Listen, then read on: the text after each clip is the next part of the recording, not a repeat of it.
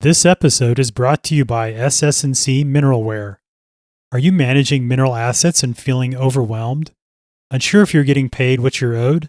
SS&C Mineralware is here to simplify the management of your minerals, royalties, and non-operated working interests.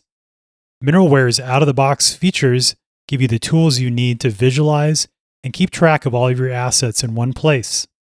Mineralware lets you know in seconds where your interests are, what's active, what acreage is open for lease, and if you're getting paid what you're owed.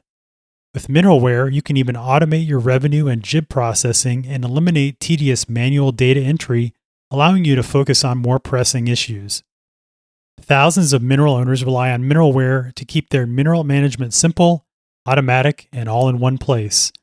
Take control of your mineral assets today with SS&C Mineralware. To see a demo, you can visit their website at www.mineralware.com. That's mineralware.com. Are you ready to make the most of your oil and gas mineral rights? Welcome to the Mineral Rights Podcast. Get the knowledge and resources you need to manage your minerals and royalties. Here is your host, Matt Sands. Hello and welcome to the Mineral Rights Podcast. I'm your host, Matt Sands, and I'm joined by my co-host, Justin Williams, and we're here to help you make the most of your minerals and royalties. In this episode, we're going to talk about the U.S. Strategic Petroleum Reserve and what it is, why it was created, how it's used, and then why it's in the headlines now. As we're recording this in March of 2026, the price of crude oil has increased by almost 50% since just over about a month ago, because of the U.S. and Israel's involvement in attacking Iran and the closure of the Strait of Hormuz and the domino effect from all of those actions and the things going on in the Middle East right now. So this has instigated the International Energy Agency to coordinate a 400 million barrel release by 32 member nations to help tame the price of crude oil. And Justin, I know this is probably something that's on top of mind for mineral and royalty owners right now that are thinking, okay, how's all these things going on in the Middle East? How are they going to affect my royalty check? Am I going to see just a massive bump for the March production in terms of oil prices? And, how's this Strategic Petroleum Reserve release going to affect that? Is it going to bring prices back down to $60 a barrel? Or, how's this all going to play out? So we wanted to dive into this and really do a deep dive on the Strategic Petroleum Reserve because I realized this hasn't really been covered by us in depth before. We've mentioned it here and there, just in terms of news articles and things like that. But I figure it's time to actually do a deep dive. I think it'll be great information, Matt. And I think most mineral owners understand on a supply and demand level what the impact might have, but this isn't new news. The SPR, as is often referred to, was created in 1973 when the Arab oil embargo kind of changed everything. And that was originally when it was a resource that was created. And going back to October 1973, when the Organization of Arab Petroleum Exporting Companies, or OPEC, imposed an oil embargo, the United States' response to American support for Israel during the Yom Kippur War, the embargo caused oil prices to quadruple almost overnight and triggered fuel shortages across the country, which I think is kind of the lore that's known by most people, and produced gas lines that stretched for blocks. It was a stark demonstration of just how much economic and political leverage a foreign cartel could wield over the American economy. So, Matt, the thinking on the United States side was if we had the strategic reserve, we could help to use that to ease the prices and supply if this sort of thing internationally was to occur. And that's exactly what happened. Yeah, and the reserve was created that had the capacity of up to 1 billion barrels of crude oil. And so the thought being, like Justin mentioned, was that this is a massive insurance policy against those future supply disruptions. And if you think back to the 1970s, the U.S. was not in the position that it's in today in terms of being the number one oil producer in the world.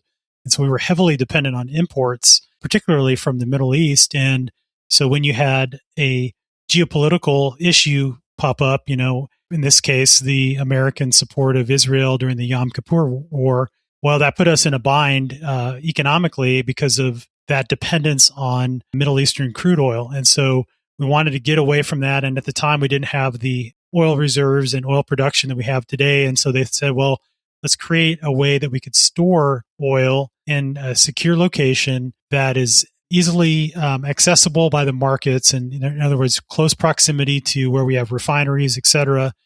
And that's exactly what they did. And it's really an interesting geological choice that they made, because when the engineers who designed and helped build the Strategic Petroleum Reserve, they decided to store the oil in large underground salt caverns. And these are naturally occurring caverns, basically, that were created by the dissolution of the salt or the material within these salt domes. And this occurs naturally along the Gulf Coast of Texas and Louisiana, even offshore. And this is the type of geology that made Spindletop. That's when we talked about East Texas and the iconic 1901 Texas oil discovery with oil, with the Lucas well, oil just shooting up like a geyser. And Lucas had, when he drilled that Lucas well, had theorized that salt domes were natural traps for petroleum. And it turns out that it's actually a great place to store oil as well. So not only was it a natural trap, and it's really got unique properties because that salt rock is very impermeable. It's like concrete, right? Which means that if you put oil down there, oil can't seep through it into the rock. And so it's really very interesting too, because it's self-healing, right? So it's one of those things that have small fractures occur. Well, they'll sort of heal on their own, just through the natural process with water and, sort of like you can imagine that crack sort of sealing itself off as salt crystals, recreate that seal. So basically what they did is they decided they were going to create these caverns. They knew geologically where the salt domes occurred. And what they did was solution mined the salt out of those caverns to create large enough space to store oil. And so what they did was drilled a well into the salt formation, injected fresh water, which dissolved the salt. They removed the brine and then, kept pumping back fresh water until they got the salt dome big enough. And there are really two general locations where these salt domes exist and where they're used for the Strategic Petroleum Reserve. Two of them are in Texas and two are in Louisiana, and it's all kind of in sort of one vicinity. Each location is sort of close by each other, but those four sites contain 60 large salt caverns and are directly connected by pipeline to 24 Gulf Coast refineries. So when a decision is made to release oil from the Strategic Petroleum Reserve, it goes into a pipeline, then it goes very short trip to a refinery where they can immediately use it as a feedstock for chemicals and for refined products. So really an interesting design, and it's been a big safety net for the U.S. in terms of our ability to have a stable supply of oil when we have disruptions or when prices are really high. So Justin, you want to dive into exactly how much oil the Strategic Petroleum Reserve can hold and some of the maybe statistics around that? So the SPR can hold 714 million barrels of crude oil. At least that's the authorized storage capacity currently. And the peak was reached of 726.6 million barrels in December of 2009, which effectively filled it to capacity. To put that in perspective, Matt, the U.S. consumes roughly 20 million barrels of oil per day. So at peak capacity, the SPR contained enough oil to supply the entire country for about 36 days. And Matt, that is kind of a short window, and it's a bit mind-boggling at those numbers, but that's a ton of oil being stored. And being piped to so many of the different Gulf Coast refineries makes you wonder if there's a certain different types of oil that they store so that they can reach it, or exactly how they're managing that, which we don't go into a ton of detail there, which there may not be a ton of detail made available. So current inventory, which is really well below historic norms, as of early March 2026, just before the current drawdown began, the SPR had held approximately 415 million barrels, and that's about 58% of its authorized capacity. After the 172 million barrel release, the inventory will fall to 243 million barrels, which is the lowest level since the early 1980s, and below even the lowest point reached during the Biden administration drawdown. At the current level, the SPR represents roughly 125 days of U.S. crude oil net imports, though that figure is somewhat misleading given that the U.S. is now the world's largest oil producer. And Matt, it's been decades of drawdown since 2009 when it was at its peak. And there's been some key points that have really initiated those drawdowns. And historically, Matt, we've talked about different times where they've actually purchased into the strategic reserve because they typically try to take advantage of low prices when they can to replenish those supplies. Yeah, they definitely try to time the market, which has, been moderately successful sometimes and not successful in other times. In other words, they are not able to live up to their promises when they have said that, we're going to refill the petroleum reserve, and we'll buy it at certain prices, and they don't end up doing that because maybe prices go higher, and also it requires congressional approval, and they have to have the money to do it. And of course, the government is running on a deficit, so it makes it difficult to make strategic decisions like, hey, let's buy some oil off the market and refill the Strategic Petroleum Reserve when prices are favorable. So, that is certainly consideration, right? And on paper, it sounds great and it works, again, if prices are favorable. But ultimately, what we're seeing is, and to your earlier point, Justin, I think there are sort of a couple of key types of crude that are stored in the petroleum reserve at a couple of the Texas locations. So Bryan Mound, which I believe is in Texas, that is, at least for this current 2026 solicitation that the Department of Energy just released, the type of crude available in Bryan Mound is sour crude, and they're looking to sell 42 million barrels between April and May is when the delivery will occur. Also, West Hackberry, which I believe is in Louisiana side, and that's sour crude oil, and that's 34 million barrels per day. And then Bayou Choctaw, which is in South Louisiana, which is sweet crude, and they have about 10 million barrels earmarked from April to May to deliver to the market. Anecdotally, just a little side story on Bayou Choctaw. I used to do a lot of work down in South Louisiana when I first started in the oil and gas industry, and had several pipeline projects down there. And so, in traveling to those project locations, we would drive by Bayou Choctaw and see the Strategic Petroleum Reserve facilities. And of course, you can see the pumps and the things on the surface, but all of the oil is stored underground. So there are no huge, storage tanks or anything like that. It's all underground in those salt domes. Whereas if you go to a big oil terminal, like if you go to Cushing, Oklahoma, for example, which is the U.S. Hub for crude oil, and there are hundreds of tanks that are, large 500,000 barrel tanks and things like that. So it is very visible. It's very obvious that there's a lot of oil there. Whereas with these Strategic Petroleum Reserve locations, it's all underground. So it's actually hidden from, plain sight, so to speak. But yeah, back to the concept here, we produce a lot of light sweet crude oil in West Texas in particular. So West Texas Intermediate, generally speaking, is light sweet crude. A lot of our refineries back in the day when they were built, we had to import most of our oil, and the cheapest oil that we could get was the heavy sour crude. So it had a lot of sulfur in it. In other words, that's what makes it sour. And as a result, we need to continue to buy heavy oil to blend with the light sweet crude that we're producing here in the U.S. to allow those refineries to run properly.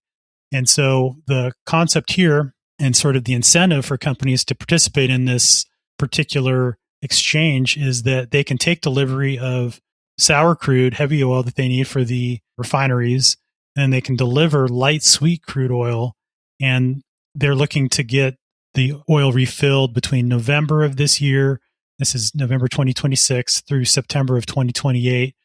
And in exchange for taking delivery of oil now when prices are high, they are asking for a minimum premium of between 18 and 22% when the companies deliver oil back to the Department of Energy. And what that means is basically if a company takes 100,000 barrels of crude oil today, they have to return, say, 120,000 in 2027 or 2028, with the idea being that the reason they would want to do that is that means that they could take oil now when the prices are high so that they aren't impacted as badly by the high oil prices. And then they can deliver it. And if they have to buy oil on the market to refill that Strategic Petroleum Reserve commitment, they're buying it at a lower price. So even though they're paying a 20% premium in terms of the additional oil they have to buy, they're going to be buying it at a much lower price. So it makes it economically viable for them to do that.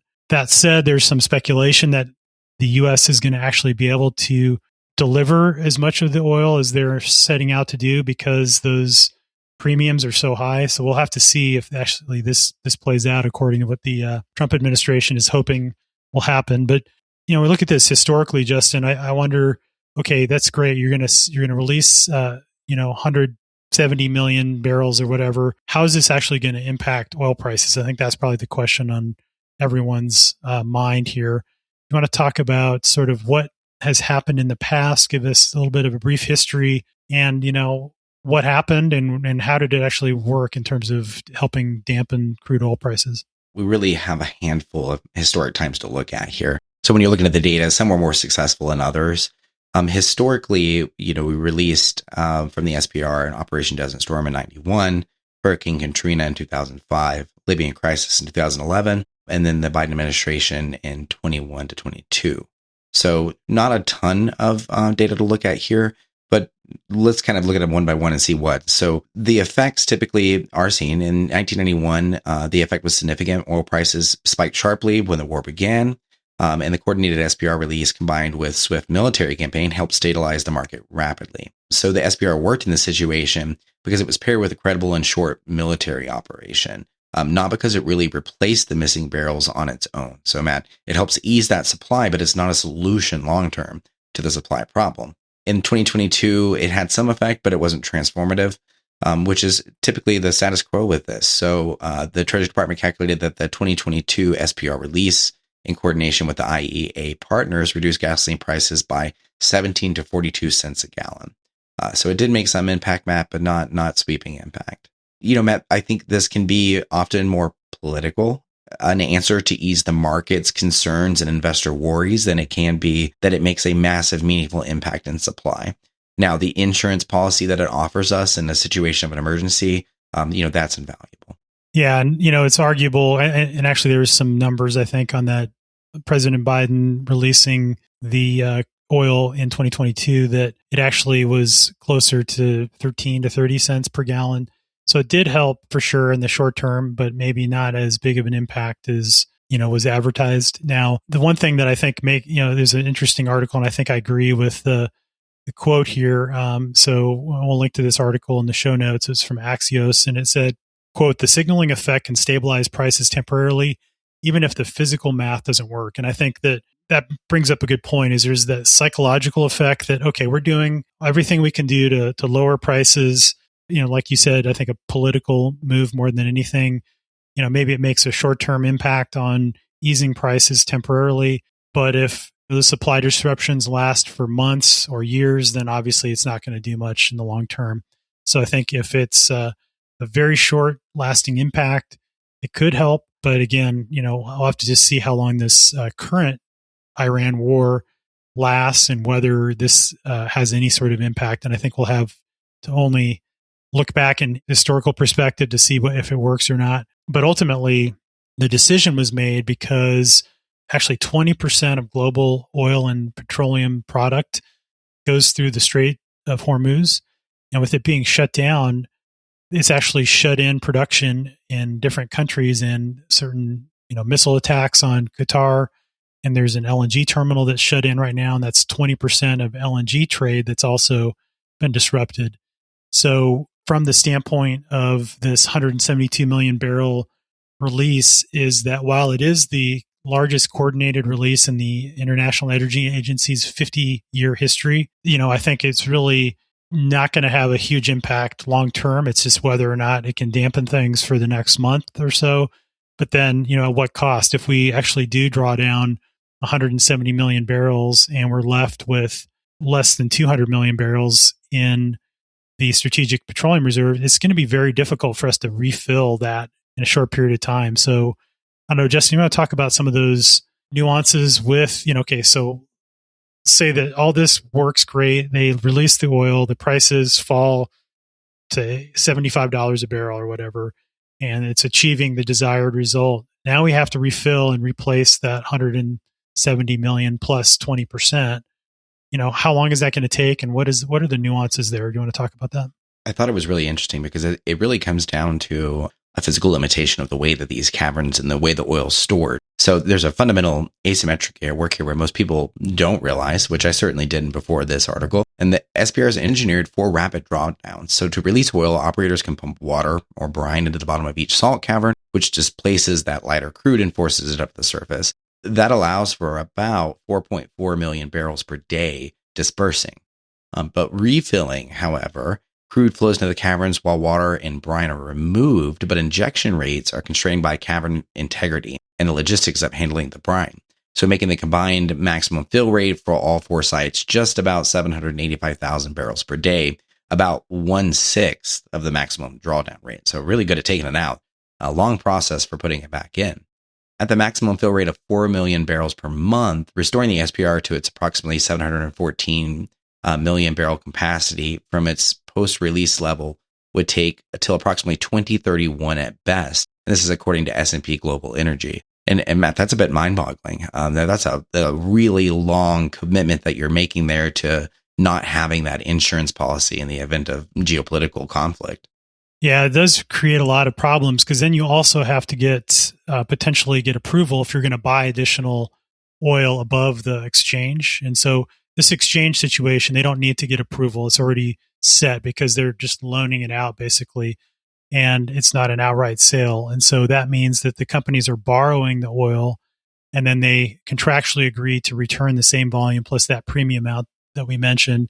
So in that situation, it's feasible to see if we do actually draw down the full 172 million barrels, a 20% premium on that would mean that we would be refilling with over 206 million barrels. And so you'd actually have a little bit of a net gain there after this haul said and done. And that would have to occur again over a couple of year period just because of those limitations that Justin mentioned. So, I think it's really interesting when you talk about these strategic petroleum reserves releases actually impacting the market. And I think if you look at the math, I'm skeptical that it's going to have any sort of meaningful effect because the 400 million barrel release that the IEA is targeting, even if they're able to do that, that's only 4 days of global oil consumption. And obviously, we're not going to just totally rely on those releases. We're not going to shut off all the other production. So it's not going to just be for 4 days worth of oil that we're impacting. But with the Strait of Hormuz being closed, it's estimated that it's between 11 to 16 million barrels of oil supply from the Persian Gulf is off the market right now. And what that means is if the U.S. portion of that, at least, that 4.4 million barrels per day drawdown rate, it can only cover, let's say, 1/4 or maybe a third of the missing Persian Gulf supply. And so our portion is meaningful. It's probably the biggest contributor globally, but even that, it's not going to be enough to totally counteract the shutdown that we're seeing. So, I think that really the only solution to this is to resolve the supply disruption and reopen the Strait of Hormuz. And that's what's going to correct the markets, cause oil to go back down, is because then you'll have supply and demand balancing out. And obviously, it's not going to happen overnight at this point because so much oil has been taken off the market. And some of those facilities actually have been damaged potentially.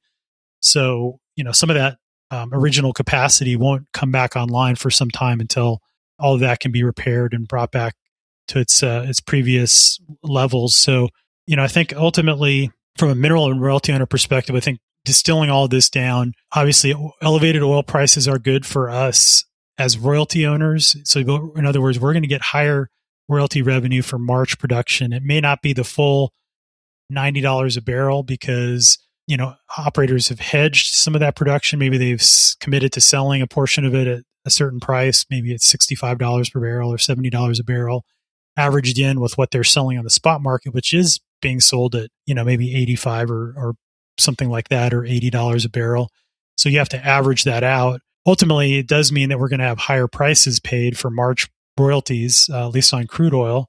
And then depending on how long this thing plays out, it could be for several months, we'll see a little bit of a bump in royalty. So I do think it's going to be a positive impact on our royalty income. But then you have to balance that with the fact that higher oil prices are going to cause inflation to go higher. It's going to cause the economy to do worse. And so there could be a net negative when you factor in, well, I got more money in my royalty check, but groceries cost more because of the energy input, or my electricity bill went up, or it was more expensive to fill my car, which is probably the most direct impact. And so I do think it's probably going to be a wash if you have a lot of oil royalties, maybe you'll get a more of a boost in income that you're going to have in terms of increased expenses. But for a lot of folks, maybe we only get enough that we're paying a portion of our expenses. And so if our expenses go up significantly, that increase in oil royalties is not going to offset that. So it may actually be a net negative. So, it's sort of a double-edged sword. And particularly for people that don't have minerals and royalties, then it's going to be a definite hit to the pocketbook. What is your take, Justin? And what do you think about this, from a mineral and royalty owner perspective? I think you summed it up pretty well. We may see a slight increase from this. And for many reasons, this being long and drawn out would have some really negative impacts far beyond those increased royalty prices. I'm curious to see how it plays out. And then when it comes to the strategic reserve, I just don't think it makes really enough of a meaningful impact at levels that they typically release at to make a huge price change. So it's something we hear about, but I don't know that mineral owners really need to be terribly concerned with that. Now, if we were talking about pumping all of it into the market, maybe that would be different, but that is not typically the move that they make. Really, it's just meant to kind of ease the price and make a bit of a difference. However, it can't sustain long term. So really, we've got to get the supply back. Something I think people really miss with this too is it's more nuanced than just, we have this one type of oil. Industry relies on those different blends. And so things can become very nuanced. If we're unable to get oil from certain parts of the country, we have to replace that type of supply from somewhere else. And so that can create inflation in industry where they need these certain petrochemicals and other areas as well that maybe is more siloed than just all the way across the oil price board.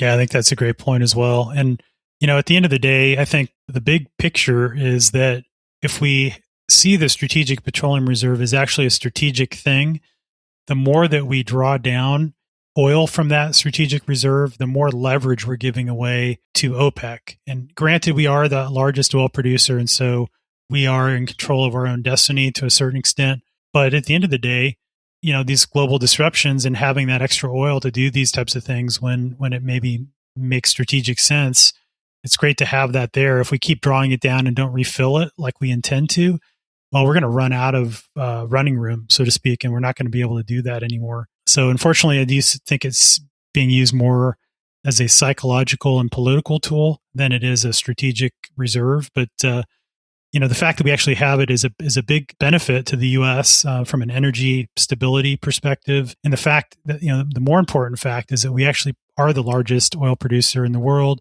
And we have the shale revolution. We have control with all of the ability to drill wells here in the United States to produce oil and gas efficiently, effectively, safely, environmentally sensitive and sort of way that we can do it better than the rest of the world. And so that's something to be proud of, I think. And we weren't there. If you look 50 years ago when the oil embargo occurred in the 70s, we were heavily dependent on foreign oil. And so a lot has changed since then. So there's been arguments I've heard, whether we actually need a strategic petroleum reserve or not. I think it's not going to hurt to have it, but, certainly we got to use it judiciously in the future as well. So with that, hopefully that provides some insight into what the Strategic Petroleum Reserve is, how it's going to impact you, and then what a release from the reserve, what impact that would have on oil prices, and then how you're going to see that in your pocketbook. So again, we'll link to all the resources we found in doing the research for this article in the show notes, which you can find at mineralrightspodcast.com. So thanks again for listening. Thanks, Justin. Thanks, Matt. Thanks so much for listening to the Mineral Rights Podcast with your host, Matt Sands. Don't forget to subscribe and share at mineralrightspodcast.com. The Mineral Rights Podcast should not be construed as investment, legal, or tax advice. All information is believed to be from reliable sources. However, we make no representation as to its completeness or accuracy.